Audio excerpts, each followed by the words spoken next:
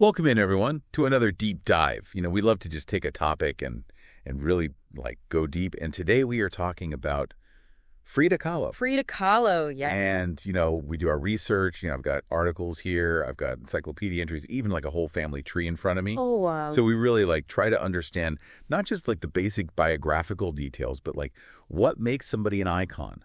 Why is Frida Kahlo still somebody that we're fascinated by? Right, and her work is so powerful. Yeah, so powerful. And, one of the things that really struck me just right off the bat was I was reading an article about her relationship with Diego Rivera. Oh, yes. And it was described as the elephant and the dove.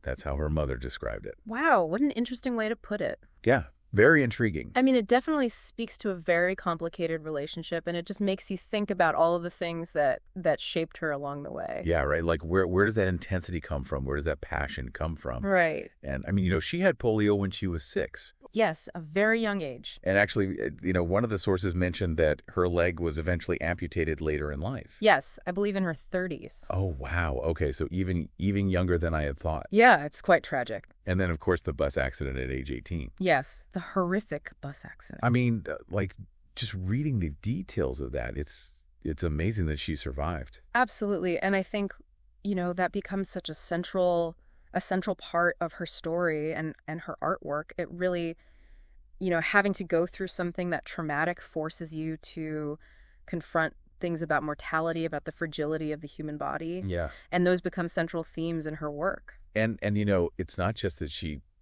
survived, but that she turned to art that was part of her healing process. Absolutely. And one of the sources talked about how her parents created this special easel so she could paint while she was bedridden. Oh, wow. I didn't know Yeah. that. That's fascinating. So it's this horrible event actually kind of led to this artistic awakening. Right. And, it becomes more than just, something to pass the time while she's, recovering. It's a way for her to explore her own identity, her pain. Yeah. Especially when you think about her self-portraits, which Yeah. she starts doing during this time. It's a way to confront, her relationship with her own body. And there's something about those self-portraits that are just so intense. Oh, absolutely. It's you can't look away. You're drawn in. Yeah, you're just drawn in. And I think it's that unflinching gaze, it's that rawness, that honesty Yeah. that makes them so captivating and so powerful. She's not afraid to confront those things, her pain, her physical limitations, her emotional turmoil. It's all right there on the canvas. Yeah, and she doesn't shy away from symbolism either. I mean, Oh, no. you see roots and blood and animals, thorns, Yeah. all woven together. Yeah, creating these really complex narratives. And I think it makes her self-portraits so much more than just, pretty pictures. They're these visual diaries, filled with emotion and symbolism. Filled with meaning. Yeah, and each element, is so carefully chosen, to convey a very specific meaning. Right. To offer a glimpse into her inner world, her thoughts, her feelings, her struggles. It's almost like a language that you have to, decode. Right. It requires careful decoding, but it also invites the viewer to engage with the work on a much deeper level. It's she's giving us the key to unlock the painting. Exactly. And that's one of the things that's so rewarding about looking at Kahlo's art. I mean, Yeah. there's always something new to discover. Right. Some new layer of meaning to uncover. And speaking of uncovering things, Yeah. I was really fascinated to read about Kahlo's involvement in this group called the Cachuchas. The Cachuchas. This group of rebellious students, and it makes you wonder was she always kind of drawn to those who challenge the status quo? It's an interesting detail, and I think it often gets overlooked, but it's very significant because it shows us, this early interest in challenging norms and conventions. Yeah, and they weren't just teenage rebels. They actually Yeah. had some pretty strong ideology they were following. Right, absolutely. I mean, they were politically active. They were rejecting the traditional kind of elitist culture that dominated Mexico at that time. Interesting. They were embracing indigenous traditions. They were, championing social justice. Okay, so this is a very specific political and social. A social and political climate. Yeah. And, I think this is where we start to see the emergence of Mexicanidad as a really driving force in her life in art. Mexicanidad. Yes, and this is a concept that, became really central to post-revolution Mexico. Okay.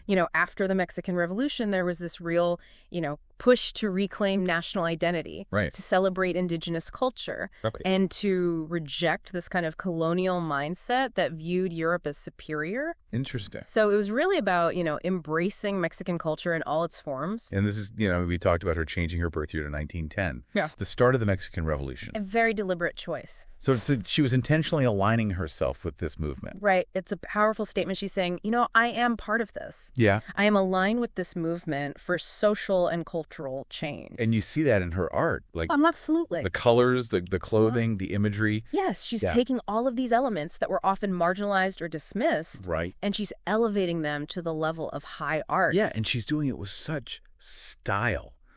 I mean, like, imagine her arriving in New York City Oh, yes. in her Tijuana clothing, just like a whirlwind of color and tradition. It's a statement. Yeah, she's like, this is who I am. Yeah, This is where I come from.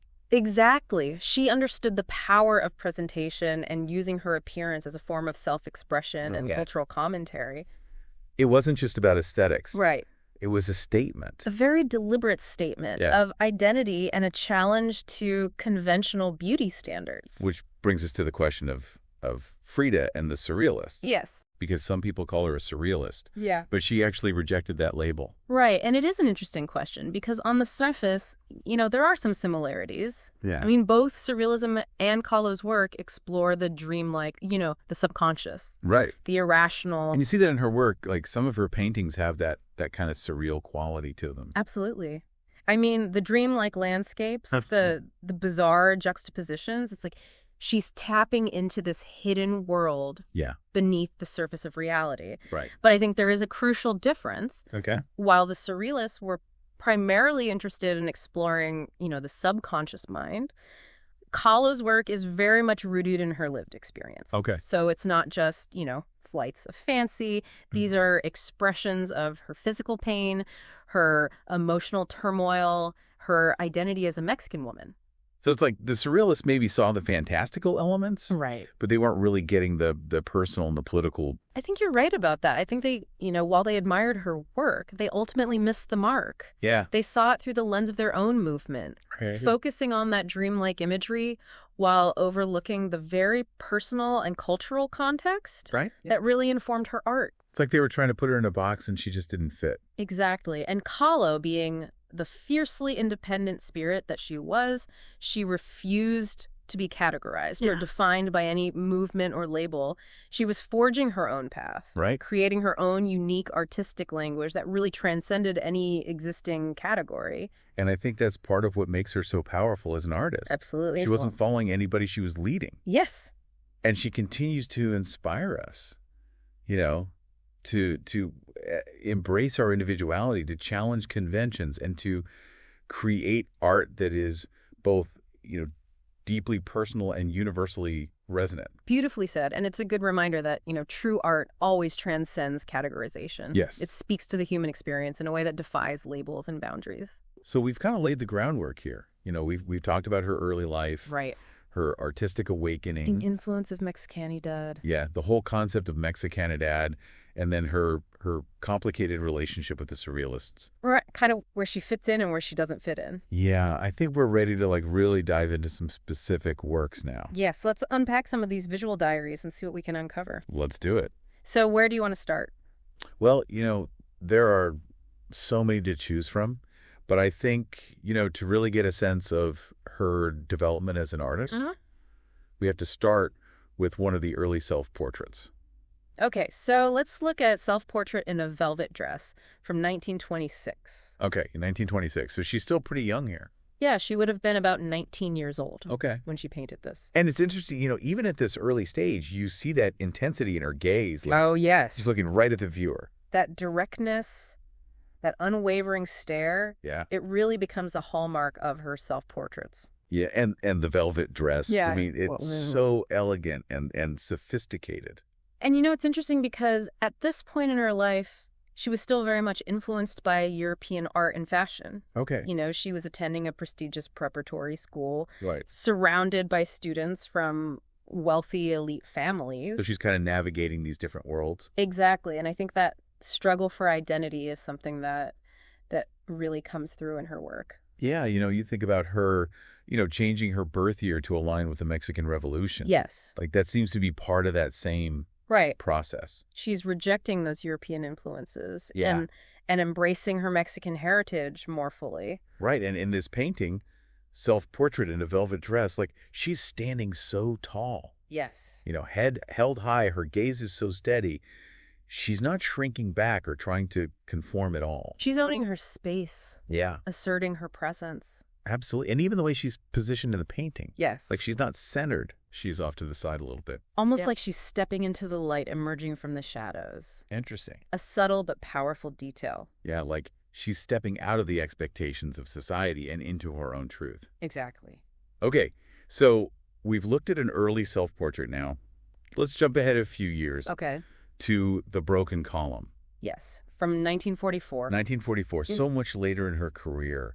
And this one feels so raw. Oh, it's incredibly powerful and deeply personal. And by this point, she's had so many surgeries Yes, she's endured so much physical pain. to try to address, the injuries from the bus accident. Right. And I think this painting really captures the Yeah. physical and emotional toll. It's almost hard to look at, It is. Her body is split open. Yes. There's a shattered ionic column in place of her spine, It's a visceral depiction of pain. and the nails piercing her flesh. She's not shying away from the rawness of her experience. Right. She's forcing us to confront it. But even in all of that pain, there's still strength. Yes. Like her head is held high. She's looking right at the viewer. There's a defiance in her gaze, Yeah. a refusal to be defeated by her pain. And the tears running down her face, it's like they're not tears of weakness.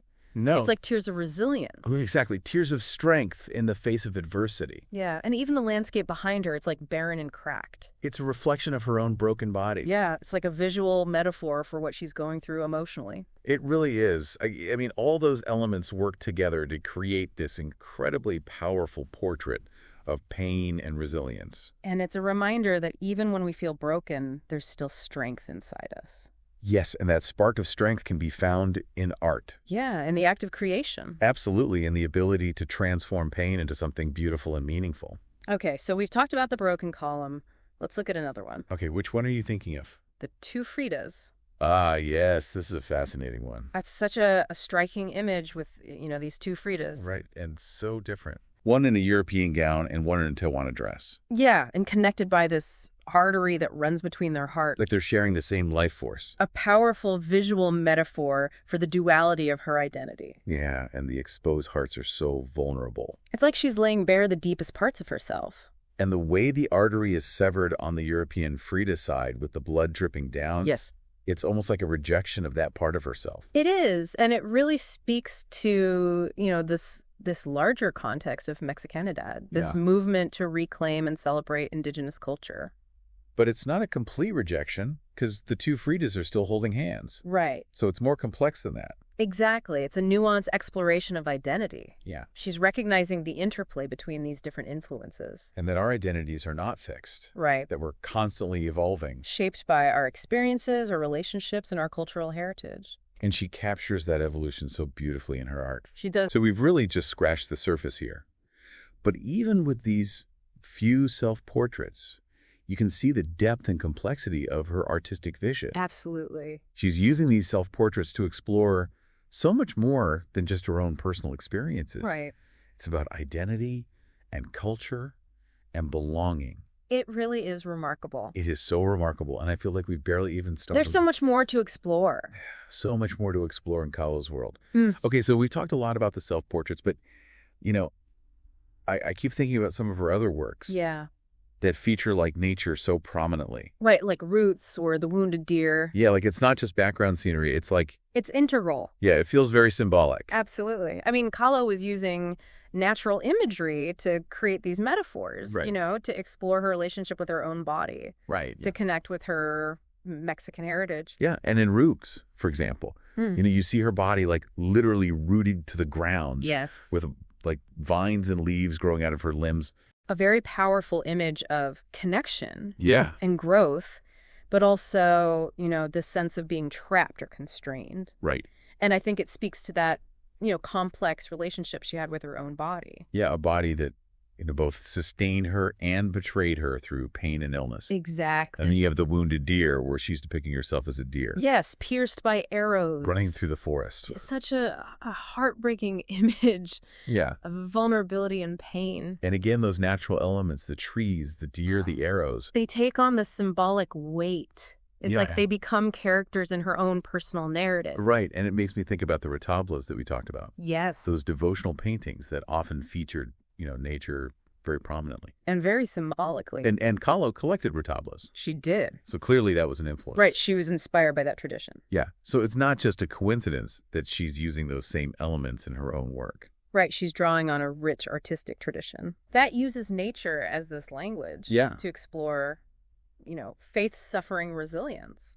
And speaking of resilience, we've talked about Kahlo's relationship with Diego Rivera. Yes. But we've mainly focused on the personal side of it. But their shared political activism was such a big part of their lives. Oh, absolutely. I mean, they were both active members of the Mexican Communist Party. Yeah, and they were very outspoken about their beliefs. Their art often reflected their commitment to social justice and revolutionary ideals. And I remember reading that they even provided asylum to Leon Trotsky for a while. Yes, a fascinating chapter in their lives. Can you imagine the conversations? I know their home must have been a hub of intellectual and political ferment. And it wasn't just about grand political statements either. Right. Like Kahlo's work also explored the personal impact of political events. Yes. She was interested in how these events shaped the lives of ordinary people. Like her painting A Few Small Nips. Yes. A very disturbing but powerful work. On the surface, it's a depiction of violence against a woman. But the title comes from a newspaper article. Oh, wow. About a man who murdered his wife. Oh, my gosh. And he claimed that he had only inflicted a few small nips. Oh, that's so chilling. And Kahlo is taking this real-life event, right, this tragedy that might have been dismissed or forgotten, and she's using her art to force us to confront the horror of it. So even in her most personal works, there's this connection to the social and political realities of her time. Absolutely. And that's what makes her work so enduring. Yeah. She wasn't afraid to tackle difficult subjects. Right. To expose injustice. Yes. To challenge the status quo. Well, I think we did a pretty good job of exploring the different facets of Kahlo's art, We've covered a lot of ground. Yeah, from the self-portraits to the symbolism, the nature imagery, the political dimension. And it's all connected. And, I feel like I have a much deeper understanding of her work now. It's been a pleasure exploring these sources with you. Yeah, and I hope our listeners feel the same way, and that, if you're intrigued, if you're fascinated, go out and do some more exploring on your own. There's so much to discover. Read a book, visit a museum, watch a documentary. Keep diving deep. That's right. Keep diving deep. Until next time.